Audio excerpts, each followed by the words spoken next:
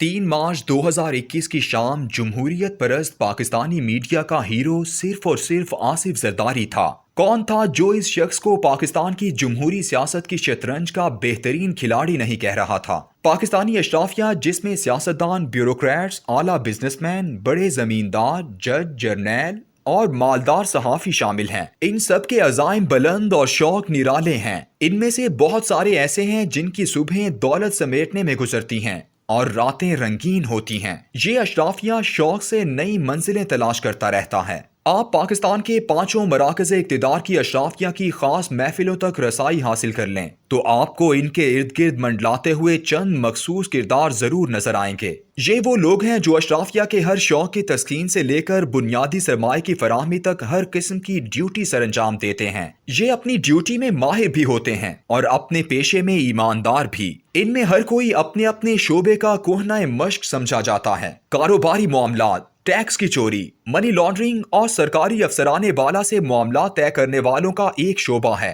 اور یہ سیاستدانوں، بزنس مینوں، بیوروکریٹس اور جرنیلوں کے درمیان ایک شاندار پل کے ماہرانہ فرائض ادا کرتا ہے، اور دونوں کو سرمایہ کی ندی میں غوطہ زن کر کے اپنے حصے کی خون پسینے کی کمائی لے کر زندگی گزارتا ہے۔ ان ماہرین میں سے اکثر کثیر المقاصد مہارت رکھنے والے ہوتے ہیں۔ یہ اپنے عزت دار موکل کے گناہوں کی کالک بھی اپنے منہ پر مل لیتے ہیں اور ہر وہ جرم ماننے کو تیار رہتے ہیں جس کو ماننے سے ان کے موکل کا دامن صاف ہو جائے، اور یوں مستقبل میں ان کے گاہک بھی بڑھیں اور پہلے والے بھی ان پر مزید بھروسہ کریں۔ آپ نے ان کو وزیروں کے ارد گرد، بیوروکریٹس کی محفلوں، جرنیلوں کے ذاتی فارموں، عدالتوں کی راہداریوں اور چیمبر آف کامرس کی عمارتوں میں ضرور دیکھا ہوگا۔ یہ بظاہر معزز نظر آنے والا گروہ خوش لباس بھی ہوتا ہے اور چب زبان بھی۔ اس گروہ کے درمیان ایک فکرہ سالوں سے ایک نعرے، سلوگن، مشن سٹیٹمنٹ یا پنچ لائن کے طور پر بولا جا رہا ہے۔ یہ فکرہ جدید دنیا کے ہر جمہوری اور غیر جمہوری معاشروں کی پیشانی پر تحریر ہے۔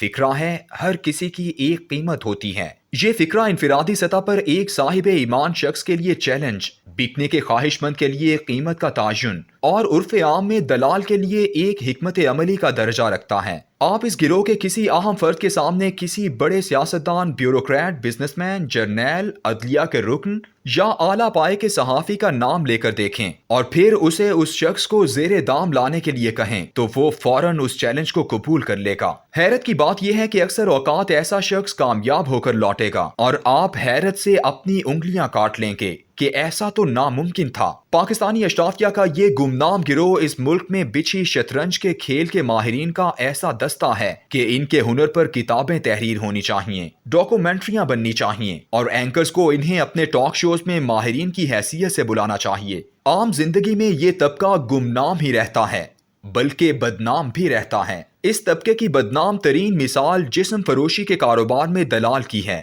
اس کاروبار میں دنیا جسم فروش عورت کے حسن و خوبی سے آگاہ ہوتی ہے اور خریدار کی دولت اور عزت و توقیر کا بھی اسے علم ہو جاتا ہے، لیکن وہ شخص جس کی مہارتوں نے دونوں کی خواہشوں کی تکمیل کی ہوتی ہے وہ گمنام بھی رہتا ہے اور بدنام بھی۔ پیرس کی مشہور سڑک شانزے-لیزے، جہاں ہر سال 3 کروڑ سیاح ٹہلنے آتے ہیں، وہاں یہ گروہ مدتوں سے اپنے فن مارکیٹنگ کے جادو جگایا کرتا تھا، لیکن اب فرانس اور یورپ کے دیگر ممالک میں حقوق نسواں کے علمبرداروں نے یہ قانون نافذ کیا ہے کہ اب ایسی سڑکوں پر ایک خاتون اپنا جسم براہ راست فروخت کر کے قیمت وصول کر سکتی ہے اور یہ اس کا ذاتی حق ہے، لیکن اس عورت کو کوئی دوسرا بازار میں بیچ کر اپنے فن مارکیٹنگ کے دام وصول نہیں کر سکتا۔ لیکن اس کے برعکس جدید سودی جمہوری معاشروں کا کمال یہ ہے کہ جہاں جسم کی دلالی ممنوع قرار دے دی گئی ہے، لیکن ضمیر، رائے، اختیار، ادارے اور قوت فیصلہ کی دلالی آرٹ اور فن کا درجہ حاصل کر چکی ہے۔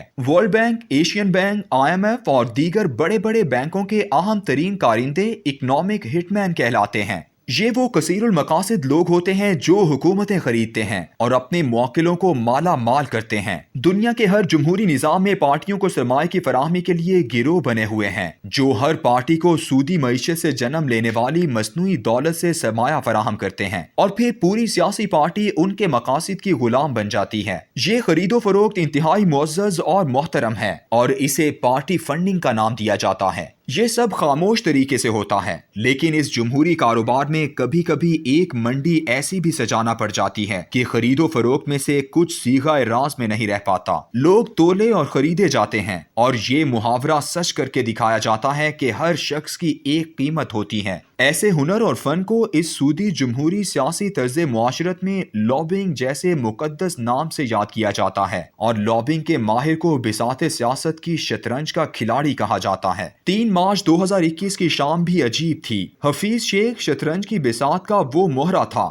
جسے اس کھیل کے ماہر کھلاڑی آصف زرداری نے 2006 میں پیپلز پارٹی کی جانب سے سینٹ میں پہنچایا، پھر 2012 میں دوبارہ اسے سینٹ کی بساط پر قائم رکھا، اور آج اسے اپنی مخصوص مہارت کے بلبوتے پر شہ مات دے دی۔ شطرنج کا یہ کھیل اگست 2019 میں بھی کھیلا گیا، جب 14 معزز جمہوری رہنماؤں نے ہر شخص کی ایک قیمت والے محاورے کی سچائی کو ثابت کرتے ہوئے صادق سنجرانی کو منتخب کیا تھا، اور آج بھی 1 درجن کے قریب جمہوری شخصیتیں بازار حصص میں تولی گئیں۔ اس شام کا ہیرو آصف زرداری تھا، اور ضمیر کی آواز پر لبیک کہنے والے وہ درجن بھر ممبران اسمبلی تھے جن کا ضمیر صرف اور صرف حفیظ شیخ کے خلاف جاگا، اور پھر یہی ضمیر صرف چند لمحوں کے بعد ہی مردہ ہو گیا، اور انہوں نے پی ٹی آئی کی فوزیہ ارشد کے نام کے سامنے ٹک لگا دی۔ شورش کاشمیری کی مشہور کتاب بازار حسن کا ایک فقرہ ہے کہ جب طوائف بکتی ہیں تو ایک جسم بکتا ہے، لیکن جب قلم بکتا ہے تو پوری قوم بکتی ہے۔ یہ کتاب آج سے 70 سال پہلے لکھی گئی تھی۔ اب اس محاورے میں قلم کے ساتھ ساتھ الیکٹرانک میڈیا کو بھی شامل کر لینا چاہیے۔ کارپوریٹ معاشرے کی علامت سرمایہ دار راک فیلر نے کہا تھا، کوئی شخص کارپوریٹ سرمایہ اور کارپوریٹ میڈیا کی مدد کے بغیر امریکی صدر نہیں بن سکتا۔